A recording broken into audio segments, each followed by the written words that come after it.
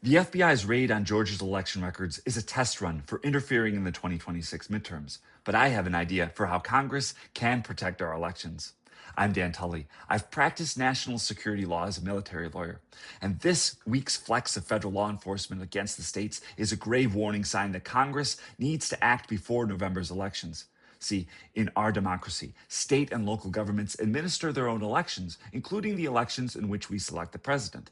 However, Trump wants to create a nationalized election system in which the federal government would exert far more control over the procedural rules, such as ID laws and restricting vote by mail, but also influence the outcomes of elections. And that's exactly why Pam Bondi ordered the FBI to seize Georgia's old election records this week to find proof that Trump didn't lose in 2020.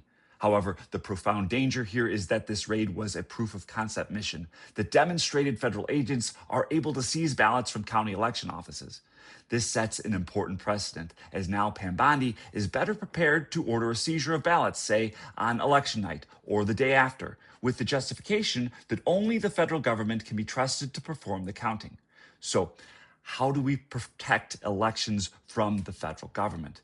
Well, this FBI operation relied on obtaining a search warrant from a magistrate judge, which is the lowest level of adjudicator in the federal court system.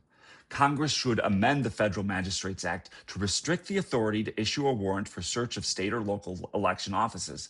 The authority should be placed in the federal appellate court level, and Congress should require that any such case must be heard en banc by a panel of judges.